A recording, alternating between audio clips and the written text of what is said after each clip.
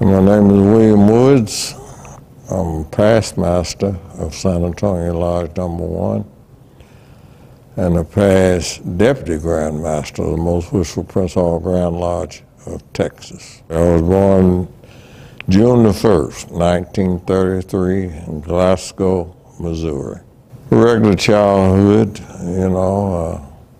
I grew up in a family of 2 sisters, 1 brother, and we had a regular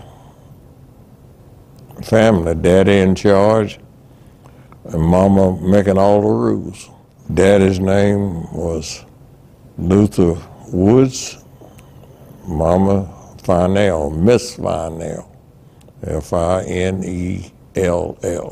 I went to grade school, Evans Grade School in Glasgow, Missouri, and I graduated from Dalton Vocational High School in Dalton, Missouri.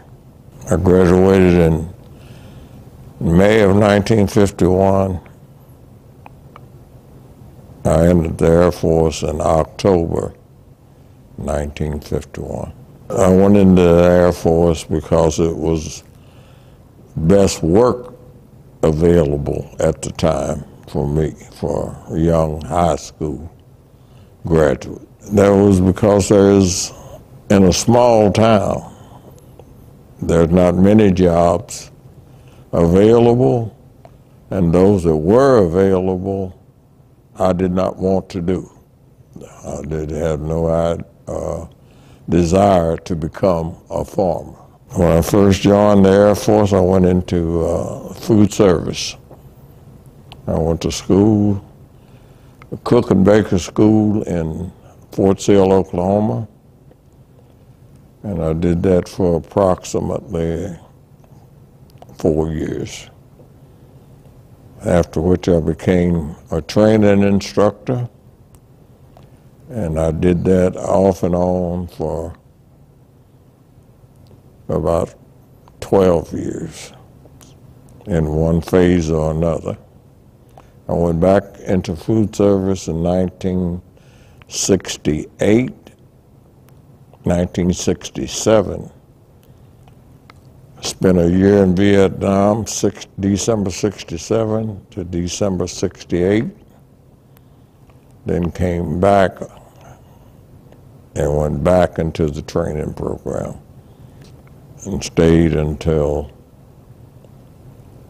1969.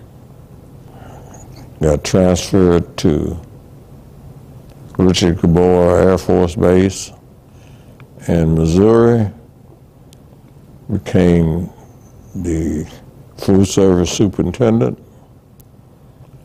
stayed there until 1970, 1 year.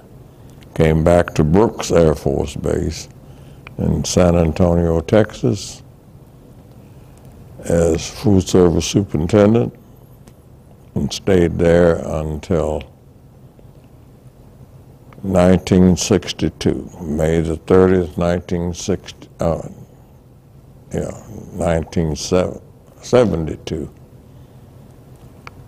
when was my retirement day, June the 1st, 1972. I joined Masonry March 1965. So I've been in somewhere around 53, 53 years. I knew a lot of Masons, and my wife's uncle was a Mason, and he was the one that kept urging me to join.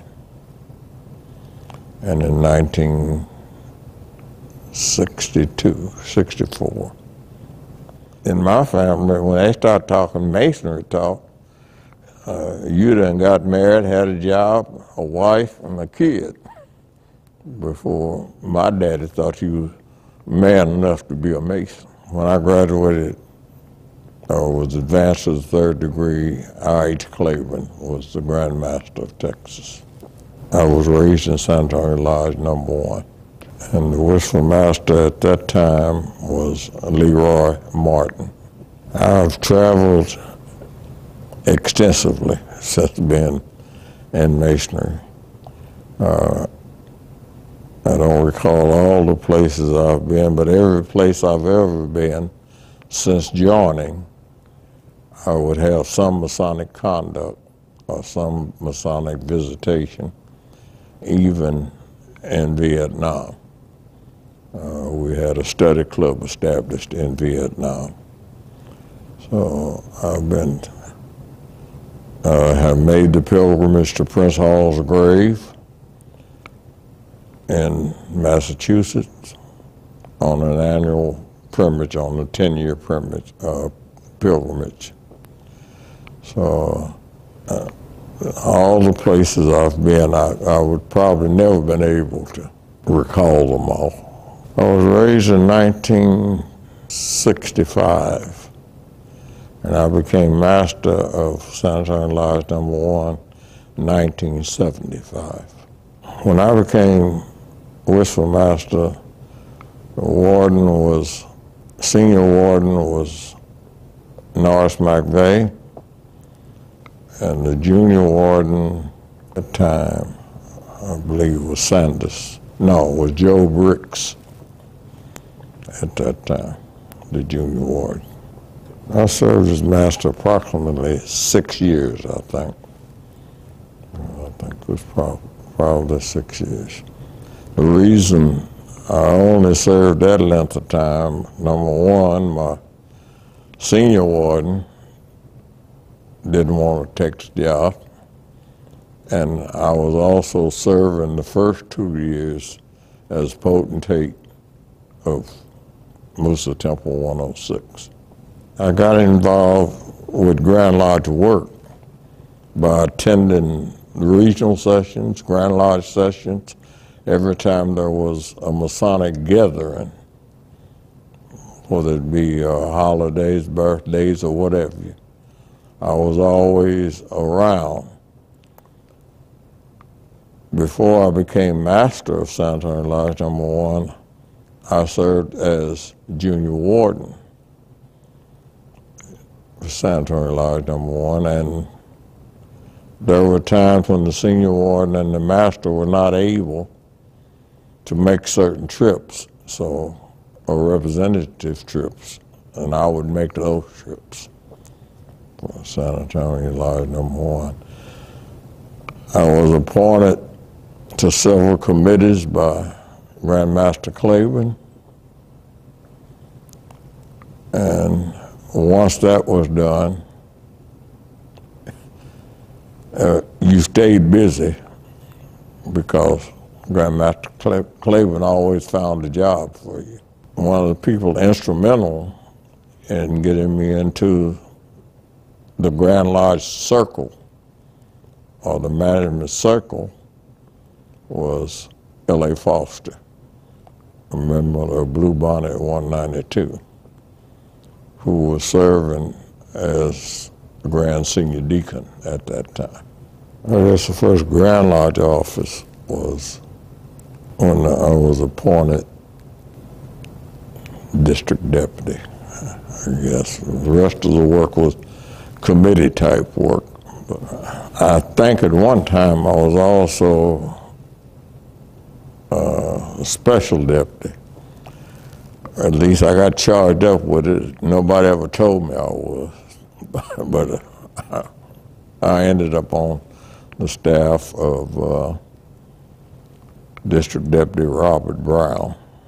And when he stepped down, I became the district deputy.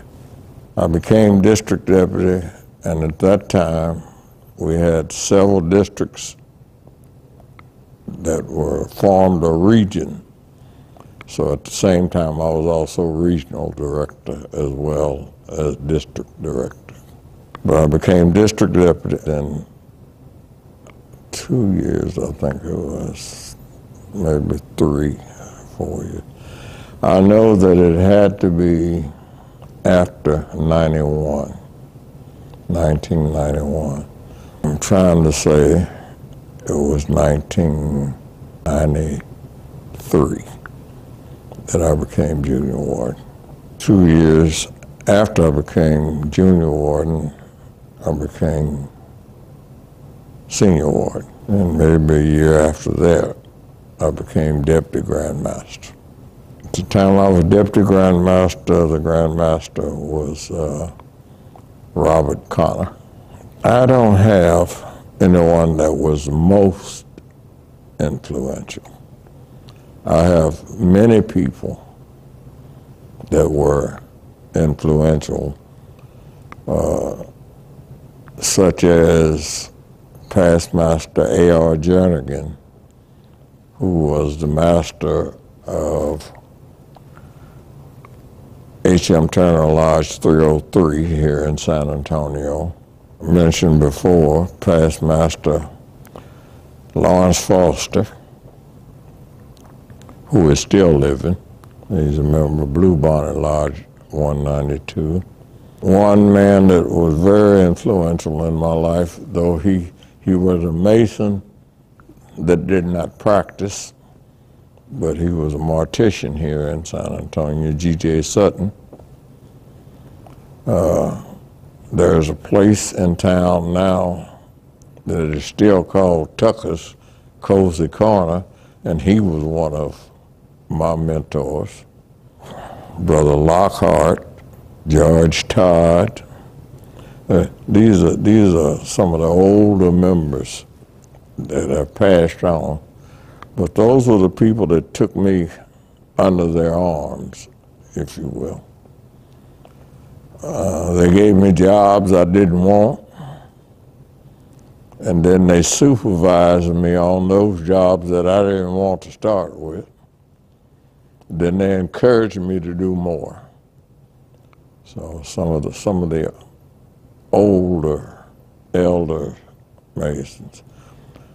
And as I mentioned before, past Grand Master I.H. Clayton would find something for me to do every year.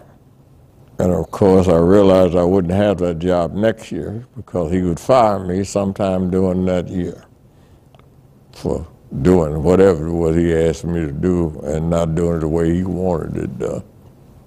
Past Grand Master I.H. Cleveland was a man that you always knew where he stood because he was not bashful in telling you where he stood. He liked perfection, and if you didn't get it, he would let you know.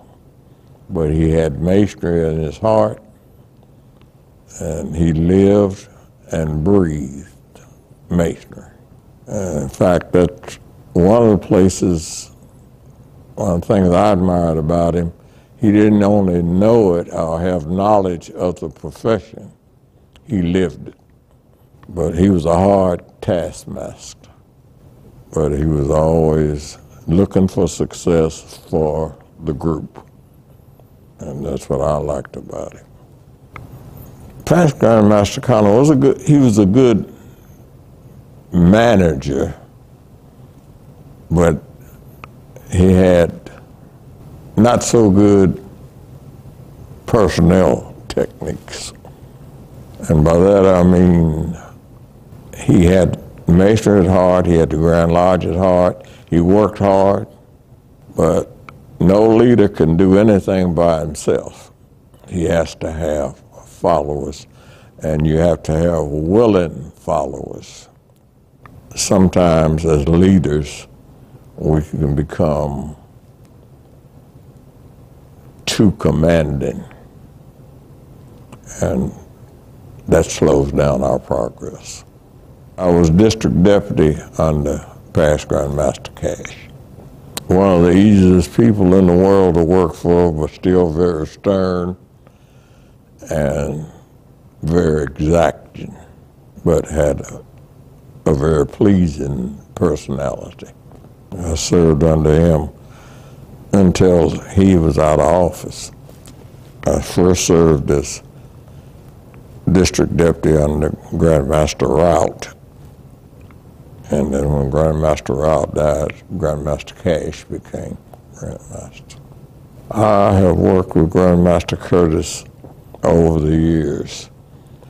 I would like to think, and because I'll say it, and if he wants to disagree with it, he might, that I was one of his mentors.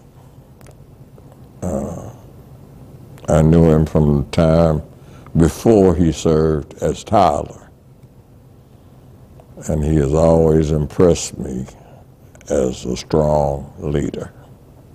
At one time, we had 10 apartment complexes that started under Grand Master Claiborne. By the time I became a Grand Lodge officer involved with the apartment complexes, we had 6. At that time, we had 6. And my job was to work with the management company that took care of the properties. Actually, the only thing we were doing was overseeing the work. We did not handle payroll or anything like that. Payroll is done by the federal government. And the Grand Lodge did not receive any funds from owning the property. What they did do every once in a while, if you had a good management company, you would receive a scholarship donation to the Grand Lodge. But it was primarily an oversight. When I came into office, we probably went through more oversight Grandmaster Cash's administration, simply because we were getting some bad publicity, especially in the Dallas area and for one of our units in Fort Worth. You know, and when I say bad publicity, you know, as you do in most housing units, you got to be careful about who you rent to and how well the rules are followed. So we were getting a lot of police publicity.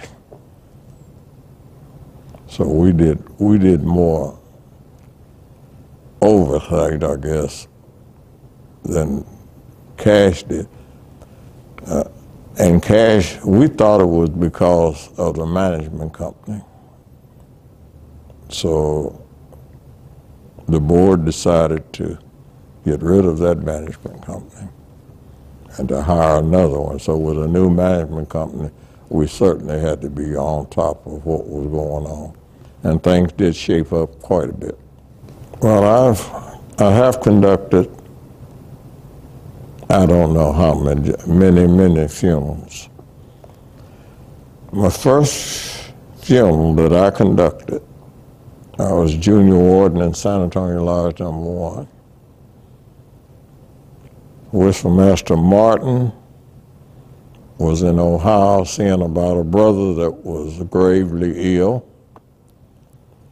Senior Deacon Senior Warden Duriel, Alton Duriel, couldn't get off from work. And I was serving at that time as junior warden. That was a time in San Antonio that if you had not passed the chair, you were told that you could not bury the dead. I called Grandmaster Claiborne and told him the situation, and he informed me, and I try to teach this as I go along. When the whistle master is not present, the senior warden assumes all of his duties. And if neither one of them are present, the junior warden assumes all of the duties. That means burying the dead as well. So I think that every warden should be capable of burying the dead. When I took an oath and got my lecture, I was told on the night that I was raised that there's 3 things that a master has to be able to do. He has to be able to bury the dead, he has to be able to give degrees, and he has to be able to open and close the lodge. And at that time, when you became master, you were told you had 30 days to get proficient. I was told from the beginning, as a master mason, that I needed to learn every station in the lodge. So my first burial was as a junior warden. Grandmaster Claver told me, he said, those other 2 fellows are not there, and you are there, so you bury that brother. And I would think that, especially at the warden, if you ever get to the warden slot, you ought to start getting proficient. You know, that would be the latest. Start getting proficient on opening and closing, degree work, and burying the dead. In San Antonio at that time, we had what was called the San Antonio Masonic Study Club.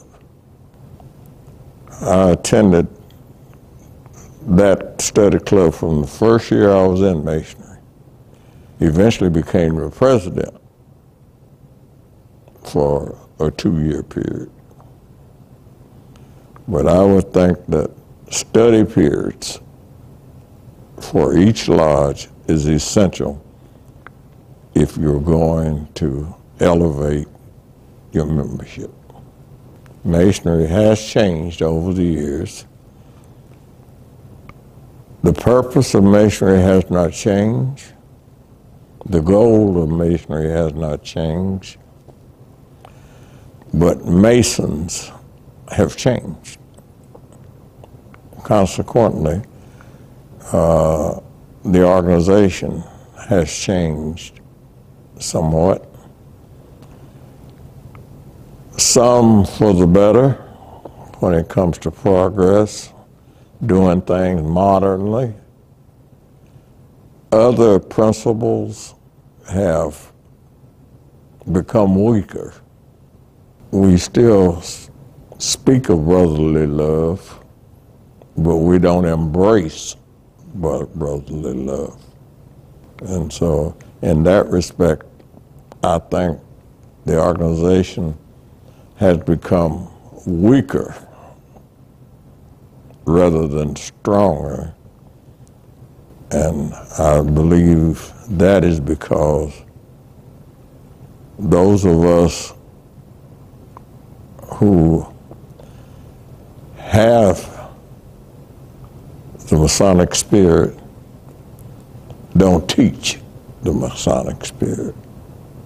And some of us try to teach the Masonic spirit, and that's something we just don't have it. So I think our membership has fallen because I don't think we do our core duty as strong as we used to. It is my hope that, and my prayer, that it will regain some of its structure. These 52 years have been, I think, they've been very satisfying. Even though you don't get everything you want, you can't do everything that you want to do, but they have been satisfied even if you're just trying to uplift and upgrade the organization in itself. In order to do that, you got to put time into it. It's not a meet and night situation where you come twice a month or once a month, meet and go home, and that's all it is to it until you come back again. And I think you have found out, being in leadership position, exactly that everybody don't feel the same way you do about the organization. I came into the Royal Arch, and the Knights Templar. In fact, I don't quite know how to put it. Before I became high priest or an eminent commander, I was deputy for York Wright in San Antonio. At that time, we had 2 Royal Arch chapters and 2 Knight Templar commanders. And I became deputy without ever leading any one of them. I was deputy for 2 years. That's because the eminent commander was Frank Boyd, and he traveled all the time, and at that time, Grand Lodge would start out with York Wright. Shrine would meet on Saturday, and we'd go into Grand Lodge on Monday. And I wasn't at the meeting.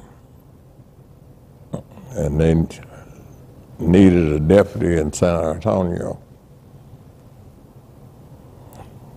So Frank Boyd talked to the Grand Eminent Commander, and I became it. For 2 years, though. That was before I ever became high priest. I belonged to the consistory. I became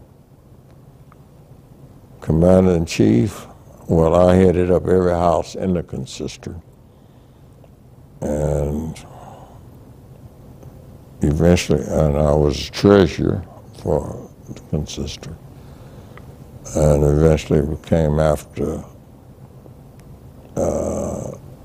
Commander-in-Chief Samuel White, when he retired, I became Commander-in-Chief.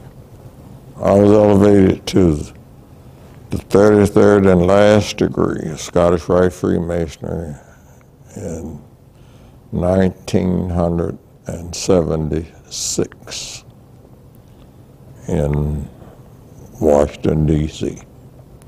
The Sovereign Grand Commander at that time of the Southern jurisdiction was John G. Lewis, a Grand Master of Louisiana, and the Lieutenant Commander was I.H. Claiborne,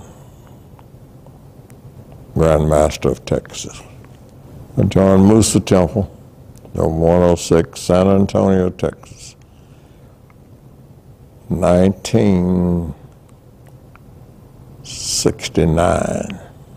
The potentate at that time was Luke Flowers. At the time I joined, Luke Flowers, the past deputy and deputy, past potentate and deputy of Rim 2 was Frank Boyd. At that time, Texas had 4 rims, not just the desert of Texas.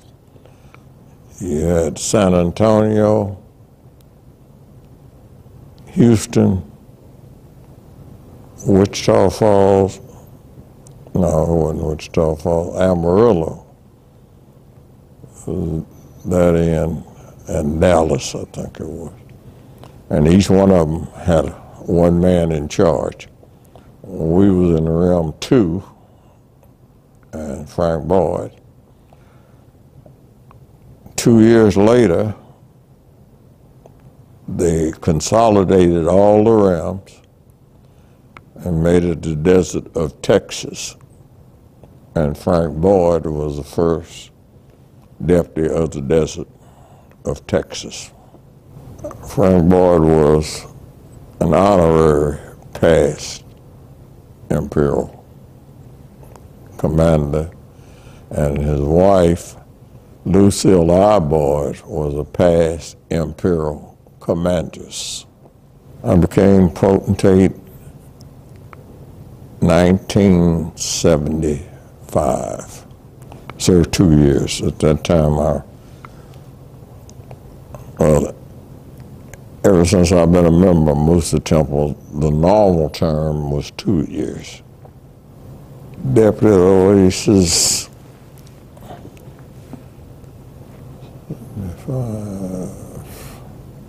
1980 probably.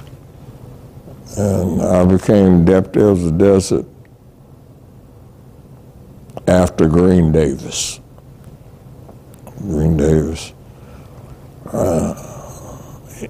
Even after being Deputy Grand Master, before I became Deputy of the Desert. I became Deputy of the Desert because Grand Master Connor called me and asked me to take that job because there was some problems going on within the desert at that time, and he wanted me to do it. I never aspired to being Deputy of the Desert, but I was it for about 4 years.